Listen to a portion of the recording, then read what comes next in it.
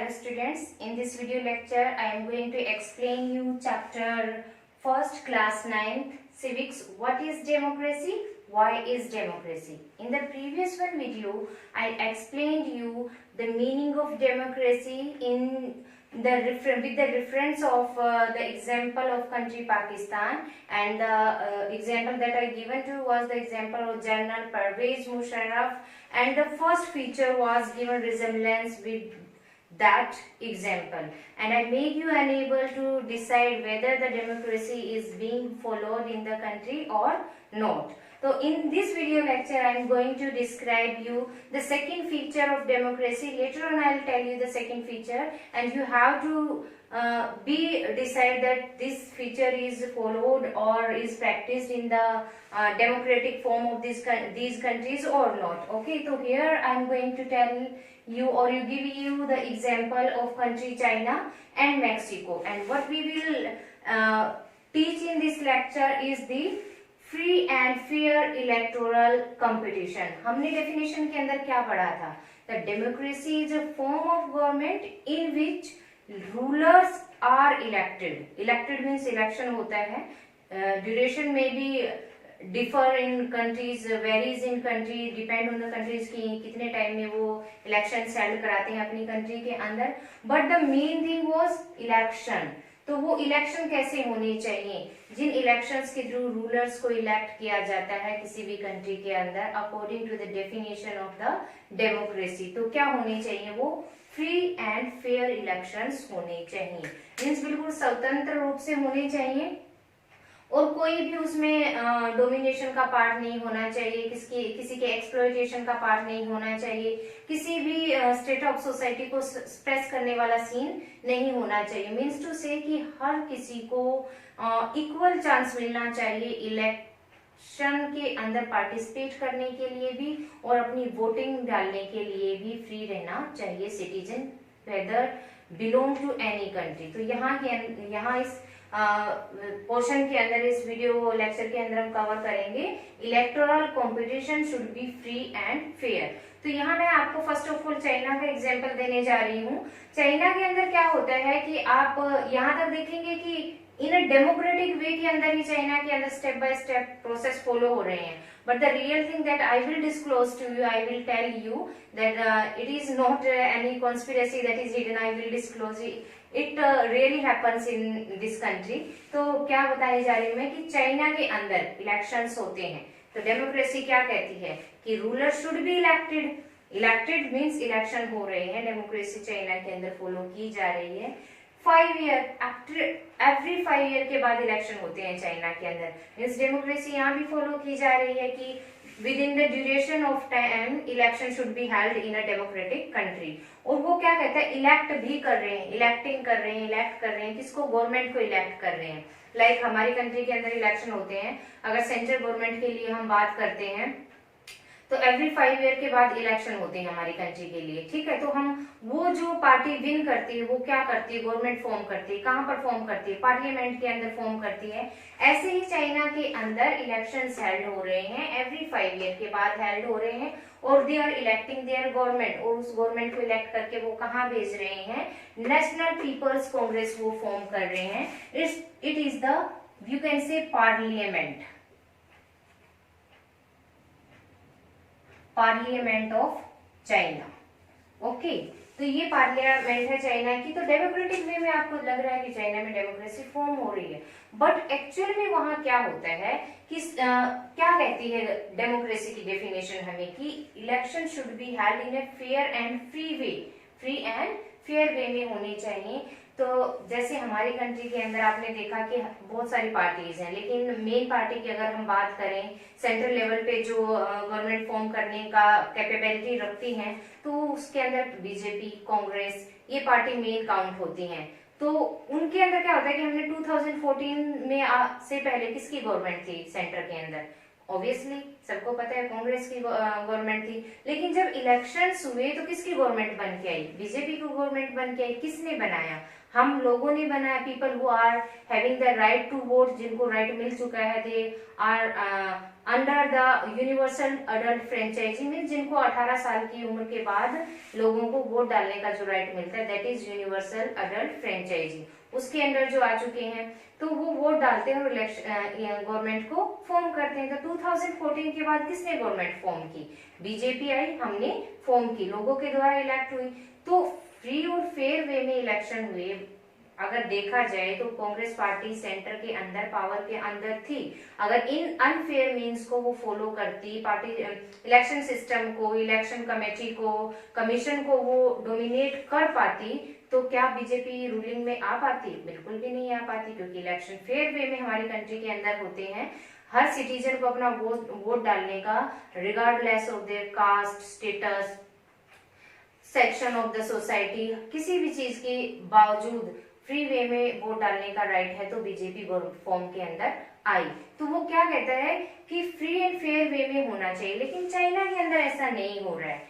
Election भी हो रहे हैं, एवरी 5 ईयर के बाद हो रहे हैं, गवर्नमेंट फॉर्म कर रहे हैं और पार्लियामेंट में गवर्नमेंट भेज रहे हैं, that is National People's Congress, वो पार्लियामेंट है, उनकी गवर्नमेंट फॉर्म कर रहे हैं। लेकिन यहाँ पे क्या सीन होता है कि क्यों हम नहीं कह सकते कि चाइना के अंदर डेमोक्रेसी फॉर्म्स को, रेगुलेशंस को फॉलो नहीं किया जा रहा है? क्यों?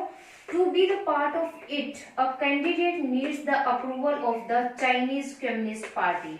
जैसे मैंने आपको अभी बताया कि हमारी कंट्री के अंदर बहुत सारी रीजनल पार्टीज भी हैं और 2-3 इतनी पावरफुल पार्टीज भी जो सेंटर में गवर्नमेंट फॉर्म करने की कैपेबिलिटी रखती हैं। तो चाइना के अंदर एक पार्टी है जो बहुत ज्यादा पावर के अंदर है, that is Chinese Communist party, और हर साल यही पार्टी वहां पर सरकार बनाती है। अगर जो भी पार्टी, इस पार्टी के अलावा कोई भी रीजनल पार्टी है, अगर वो यहाँ पर नेशनल पीपल्स कांग्रेस में पार्टिसिपेशन करना चाहती है, अपना कैंडिडेट इलेक्ट करवाना चाहती है, तो उसको इस पार्टी के थ्रू अप्रूवल लेना पड़ेगा। और पार्टी का अप्रूवल लेने का मतलब ये है कि उस रीजनल पार्टी को जो यहाँ पर इलेक्ट होके आएगी, वी कैन से कि पॉपुलैरिटी लोगों की लेकर आएगी, तो वो इस पार्टी से, चाइनीज कम्युनिस्ट पार्टी से डोमिनेटेड होगी। इसी के रूल्स और रेगुलेशंस को फॉलो करने के लिए वो रेडी रहेगी, एग्री रहेगी कि वो क्या चाह रही है उसको वो पार्लियामेंट में फॉलो करे।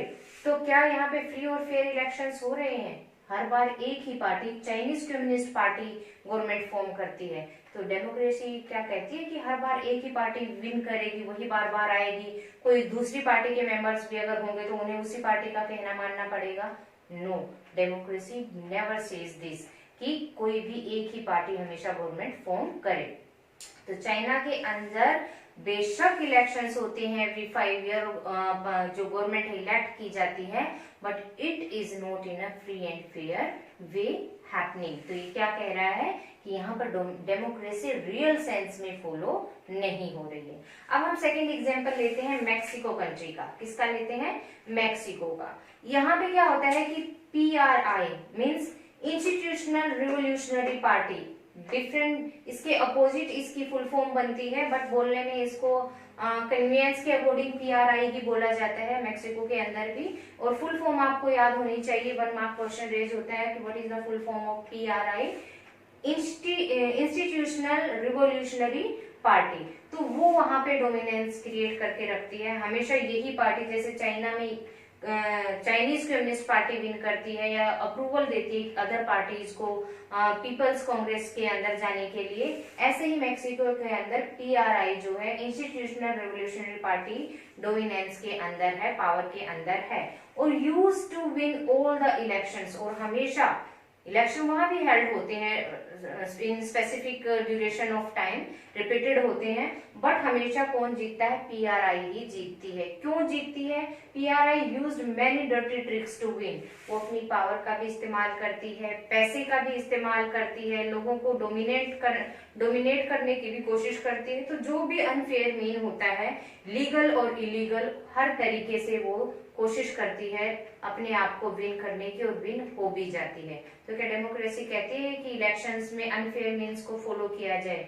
या ऐसे भी करते हैं लोग कि खुद ही बैलेट के अंदर अपना वोट खुद ही डाल देते हैं। जो लोग वोटिंग के लिए आते हैं उनको डालने ही नहीं देते, एक ही पार्टी की वोटिंग सारे उन्हीं के जो वी कैन से कि बाहुबलीज होते हैं वो डाल देते हैं।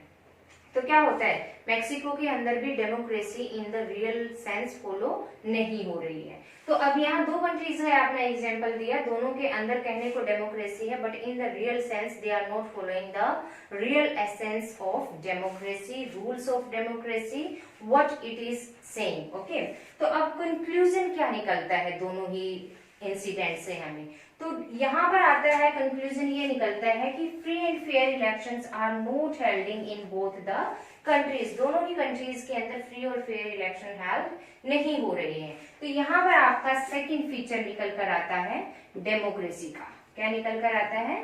Second feature. और सेकंड फीचर क्या कहता है कि a country must be based on free and fair election. Second feature democracy का। फर्स्ट क्या कहता था? रिकॉल द फर्स्ट फीचर कि in a democracy those who are in ruling must be elected by the people. जो ruling party के अंदर वो elect किए जाने चाहिए, किसके द्वारा? लोगों के द्वारा। और सेकंड क्या कहता है कि जब वो इलेक्शन होता है उस पर रूलिंग पार्टी को इलेक्ट करने का, that must be in a free and fair way. तो क्या कहता है कि a country must be based on a free and fair election. तो दोनों ही कंट्री के एग्जाम्पल के थ्रू हमने क्या प्रूव किया कि दोनों कंट्री में डेमोक्रेसी सिर्फ नाम मात्र के लिए है, रियल में उसको फॉलो नहीं किया जा रहा है। और क्या कहता है?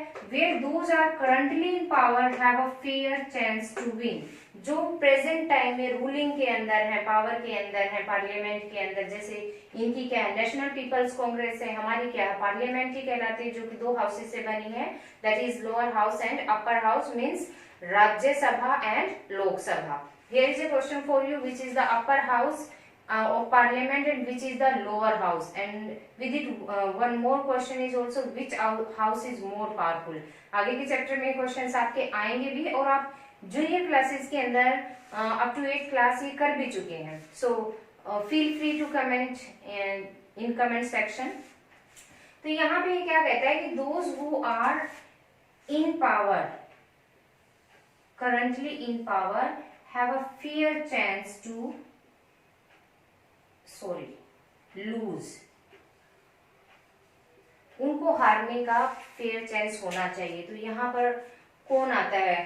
चाइना के अंदर रूलिंग के अंदर हमेशा चाइनीज कम्युनिस्ट पार्टी, और हमेशा हर बार चाहे कितनी बार इलेक्शन फॉर्म हो जाए, कौन विन करता है? चाइनीज कम्युनिस्ट पार्टी ही विन करती है। और मेक्सिको के अंदर कौन विन करता है? पीआरआई ही विन करती है।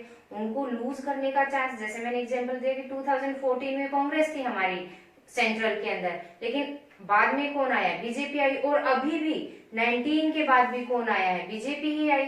फेयर वे में इलेक्शन हेल्ड हुए तभी आई। ऐसा नहीं है कि बीजेपी लूज नहीं कर सकती है नेक्स्ट टाइम जब इलेक्शन होंगे, ऑफ कोर्स कर सकती है, but by the fair election way. अगर जनता चाहेगी, लोग चाहेंगे, सिटीजन्स चाहेंगे कि नहीं बीजेपी अभी कुछ भी गुड वर्दी नहीं कर रही है उनके लिए, उनके फेवर में ऐसा कुछ नहीं कर रही है, तो वो दूसरी पार्टी को विन करा सकते हैं। तो it is in the hand of the citizens. अगर उनको लगता है कि वो उनकी